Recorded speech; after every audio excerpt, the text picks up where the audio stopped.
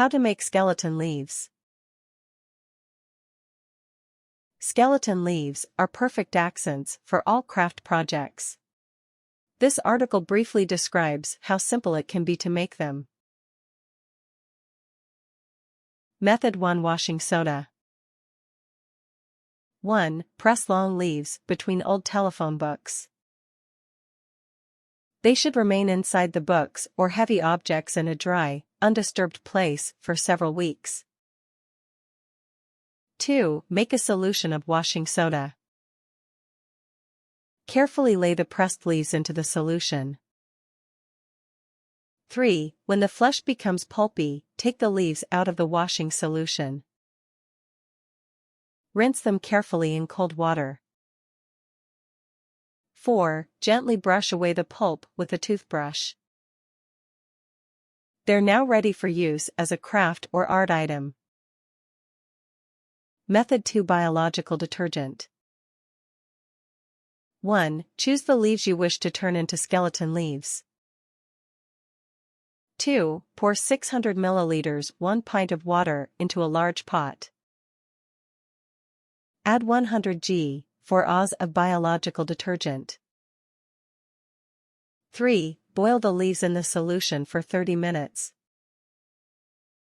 4. Remove from the heat. Rinse. 5. Use an old toothbrush to brush away the leaf tissue.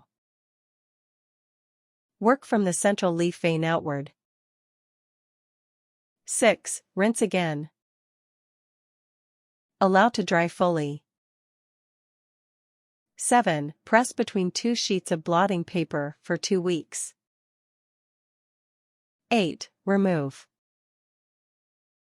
The skeleton leaves should now be ready for use for art and craft. They can be painted for added color if you like. Tips. Magnolia leaves, laurel, holly, or maple leaves are a good place to start for beginners. Be patient. The leaf might not be ready if you take them out too early.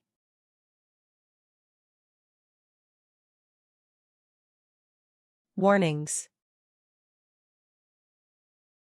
Washing soda is caustic, alkaline pH of 11.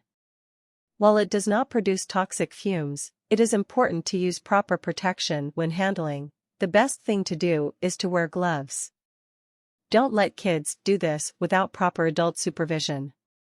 It does make a great science project, so just be prepared to help them and ensure that they are wearing gloves when handling the washing soda solution.